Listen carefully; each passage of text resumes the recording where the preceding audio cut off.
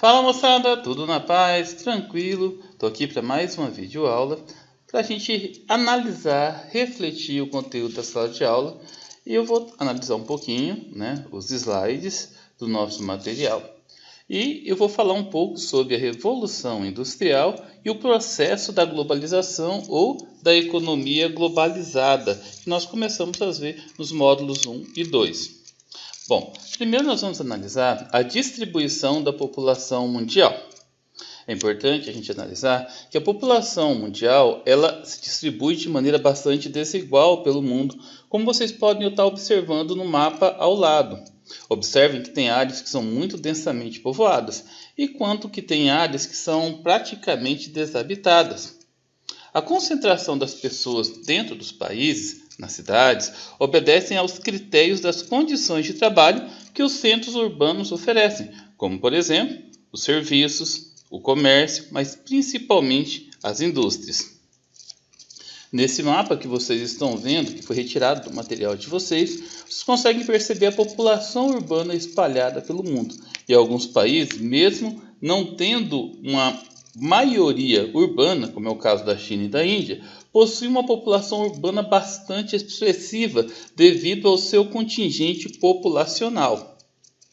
Bom, agora para a gente entender o processo da globalização, é necessário que a gente reflita sobre as revoluções industriais. E vamos começar pela primeira revolução industrial. A primeira revolução industrial aconteceu em Londres, na Inglaterra, entre os séculos XVIII e XIX. Marcou a transição do modo de produção artesanal e também da manufatura para a produção industrial, também conhecido como maquinofatura, ou seja, as máquinas eram movidas a vapor. As principais características dessa revolução foram: primeiro, teve início na Inglaterra, na metade do século XVIII. O principal recurso energético era o carvão mineral, muito abundante no Reino Unido na época. As principais indústrias foram as indústrias de roupa e calçado, as indústrias têxteis. O principal meio de transporte foi a locomotiva a vapor, mas gerou vários problemas, como a superlotação das cidades. Um exemplo foi Londres, no final do século XVIII, tinha pouco mais de 800 mil pessoas, por volta de 1940 tinha cerca de 7 milhões de pessoas. O uso da mão de obra infantil e também de idosos, longas jornadas de trabalho, praticamente a inexistência de uma legislação trabalhista, entre outros fatores. Agora nós vamos analisar a segunda revolução industrial. Ela foi o aprofundamento da primeira. Expandiu-se para outros países da Europa, como a França, a Alemanha, a Itália, também para os Estados Unidos na América e o Japão na Ásia. Surgiram novos recursos energéticos, o petróleo, que era muito mais barato que o carvão mineral na época, e também a energia elétrica. A indústria pesada, como a siderúrgica e a metalúrgica, e também a indústria automobilística, tornaram-se as principais dentro do contexto da segunda revolução industrial. Os meios de comunicação, como o telefone e o telégrafo, também surgiram durante esse período, em meados do século XIX.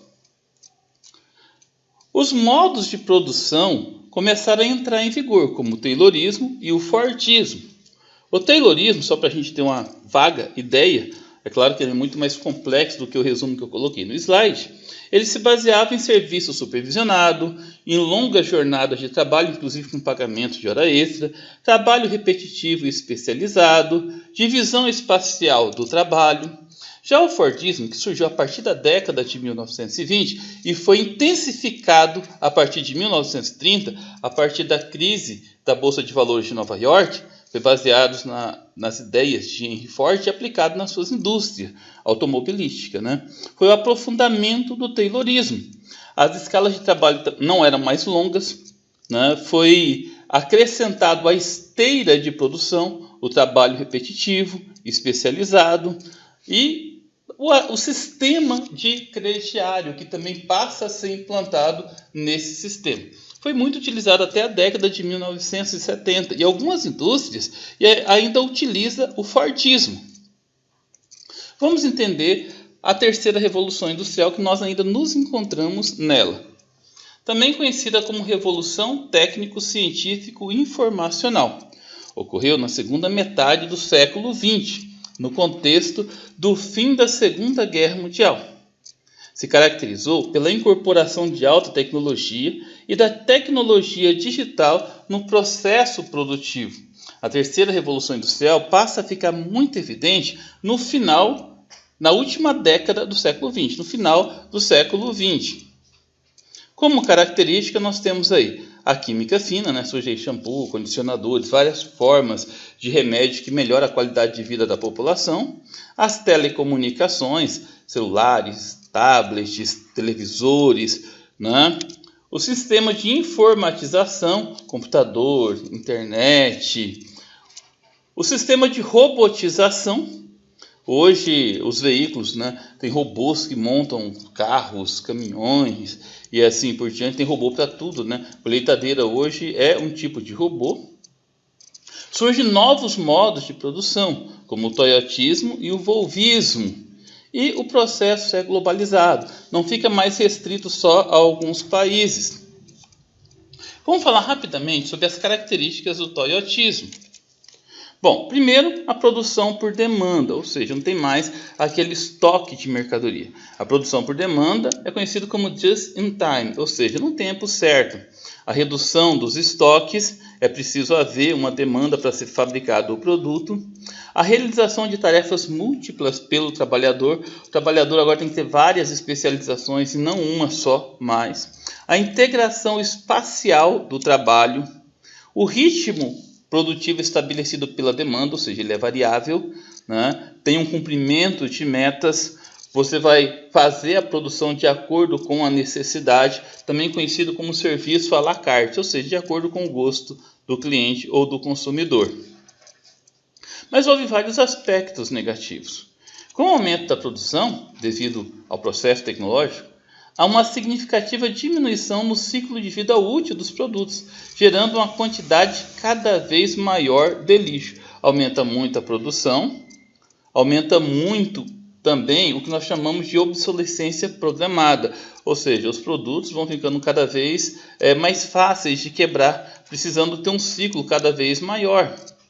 Com o aumento da tecnologia, há uma demanda maior por qualificação. Ou seja, o trabalhador tem que estar o tempo todo fazendo cursos, tem que estar o tempo todo se qualificando, porque senão a mão de obra pode ser substituída pelas máquinas. Isso significa que intensifica o desemprego estrutural. Olha só nas imagens, a quantidade de lixo. Um computador de 5, 6 anos já se torna obsoleto. Você vai tentar arrumar ele acaba indo para o lixo. Não tem, peças adequadas. E o número de desemprego vai aumentando à medida que a tecnologia vai aumentando junto. Bom, pessoal, agora nós entramos no filé mignon do nosso conteúdo, que é a globalização propriamente dita. Ela pode ser definida como um processo múltiplo de integração do espaço geográfico, marcado pela diminuição das fronteiras características entre os estados nacionais, para viabilizar o fluxo de mercadorias, de dinheiro e investimentos de capital. Em síntese, possui uma outra característica que é muito importante, que é a incorporação da tecnologia, que possibilita a maior transmissão de informações, o deslocamento mais rápido de pessoas, alterando a percepção da distância e permitindo a conexão entre lugares, independente da distância física entre eles. Então, tudo isso são características próprias da globalização. É claro que no decorrer do bimestre, no decorrer do ano, nós vamos estudar muitas características que são próprias da globalização. Aqui nós temos, nessa imagem, alguns exemplos. A evolução dos meios de transporte tornou o espaço muito mais curto. Você consegue viajar para vários lugares ao mesmo tempo, com muito mais conforto e num espaço muito pequeno de tempo. Você pega um avião em Mato Grosso e consegue chegar em São Paulo com 1 hora e meia, ou seja, percorrer aí 1.200 quilômetros num espaço muito curto de tempo. Um outro fator que diminui as distâncias são as redes sociais, através do processo da informatização. Hoje você consegue entrar em contato com pessoas do mundo todo em praticamente um clique. Os aparelhos tecnológicos, como celulares, computadores, máquinas digitais, tudo isso tem favorecido o processo da globalização e diminuído as barreiras. Inclusive, pessoal, a gente vai poder observar que até as indústrias têm se apoiado nessa tecnologia para melhorar a sua produtividade. Mas tudo isso não é 100% positivo. Existe uma ambiguidade muito grande, ou seja, uma incoerência muito grande nesse processo de globalização. Por que esse processo é ambíguo? Porque ele é heterogêneo, ele é desigual, ele não chega de maneira igual em todos os lugares. Então, há alguns lugares em que ele ainda se encontra em fase embrionária, não existindo condições para o seu desenvolvimento. Isso cria uma superposição de espaços e tempo próximos mais distintos. Só explicando esse texto que está no slide para vocês. Vou pegar aqui Mato Grosso. Mato Grosso, você tem cidades como Primavera do Leste, como Cuiabá, que é altamente desenvolvida, que tem internet, que tem uma estrutura tecnológica muito boa, mas tem lugares mais no interior, mais afastados dos grandes centros, em que é bastante medieval ainda. Na imagem você consegue perceber, dentro da Índia, você tem aí lugares onde as pessoas vivem praticamente de maneira medieval, cultivando o solo usando carros de boi, animais, né? E tem aqui o aeroporto de Nova Delhi, altamente tecnológico, informatizado. A comunicação e a tecnologia também é uma das formas da gente observar essa era global. Então, a capacidade de troca de informações aproxima lugares, e principalmente lugares estratégicos, o que possibilita a realização de trocas financeiras e também o fluxo de capital. Empresas que têm a sua sede em grandes países ricos como Estados Unidos, podem ter filiais no Brasil, na Índia, na China, no Vietnã e trocar informações em tempo real. Hoje nós conseguimos observar a Bolsa de Valores em tempo real. Nós conseguimos fazer videoconferência, tratar de assuntos importantes com pessoas de diversos lugares pelo mundo, como vocês podem estar observando nas imagens. Há ainda o fluxo de pessoa e também de mercadorias, que é a capacidade de levar e trazer informações técnicas entre os pontos conectados, só que separados fisicamente, separados espacialmente. Então, pessoal, existe uma realização de transações econômicas, que já é real. Existem trocas de mercadorias, que já é real. Por exemplo, nós podemos pagar qualquer conta hoje por um aplicativo de celular. Até pouco tempo já era uma evolução, você poderia pagar uma conta indo até um caixa eletrônico. Então, a tecnologia está cada vez mais evoluída. A conexão entre as empresas permite um processo industrial fragmentado, em que peças de um produto podem ser produzidas em locais diferentes para serem montadas e distribuídas em outros locais, descentralizando toda a produção. Nessa imagem, nós podemos ver um avião da Boeing. Você pode observar na imagem que eles têm componentes de vários lugares diferentes dos Estados Unidos, do Canadá, da Austrália, da Ásia, vários países diferentes e também da Europa. Cada um desses lugares produz uma peça e depois junta apenas para a montagem do avião. Outra coisa que influencia bastante são as atividades turísticas. Hoje, pelos meios de transporte, pelos meios de comunicação, há um encurtamento das distâncias. Nada mais fica desconhecido. As pessoas podem ter acesso a vários lugares pelo mundo, ou até mesmo viajar para vários lugares pelo mundo, como vocês podem perceber nas imagens que traz aí. Tá certo que é uma imagem animada, mas dá para vocês terem uma noção de como que o turismo foi potencializado através dessa rede de globalização. Mas nem tudo é positivo. Existe um efeito perverso da globalização, que é um aspecto negativo e que é muito forte.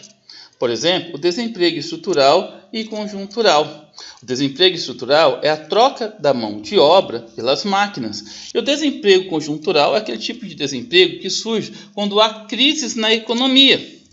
Outro efeito perverso é o aumento do lixo, o aumento dos resíduos sólidos. Tudo hoje passa a ser descartável. Você faz uma festa na sua casa, você utiliza copo descartável para ter que evitar lavar louça. Hoje, os refrigerantes, a maioria deles é de lata ou garrafinhas que são descartáveis. Enfim, aumentando o lixo. A xenofobia, essas migrações ilegais, os países mais pobres não conseguiram ter todo esse desenvolvimento permitido pela globalização. Então, há uma migração muito grande das pessoas dos países mais pobres para os países mais ricos. E há também, pessoal, um endurecimento nas leis dos países mais ricos em relação a esses imigrantes. E também a população local que vai criando resistência contra esses imigrantes que chegam, que é a questão da xenofobia. O aumento do mercado informal. Com o aumento do desemprego, muitas pessoas, para conseguir sobreviver, é obrigado a ir para o mercado informal, virar vendedores ambulantes, não é verdade? A dissolução de culturas locais. Muitas pessoas estão tendo a sua cultura contaminada pela economia global. Hoje o funk é tocado em o sertanejo universitário é tocado praticamente em todo o Brasil. E muitas vezes as pessoas deixam de curtir a cultura local para poder curtir essa cultura que seria global. Há uma acentuação das desigualdades sociais. A pobreza vem aumentando a cada dia que passa mais, enquanto que pessoas mais ricas vêm ficando cada vez mais ricas, tendo um desenvolvimento econômico muito maior. Entre vários outros fatores que é conhecido como efeito perverso da globalização. A última moda do efeito perverso da globalização são as mensagens contaminadas, também chamada de fake news, não é verdade? Bom, pessoal, isso aí é um pouquinho do que está no nosso material. Aqui está uma explicação dos slides, explicações bastante contundentes, né? Bastante ampliadas em relação ao que está no nosso material. Espero que vocês tenham curtido. Fiquem com Deus e até a próxima.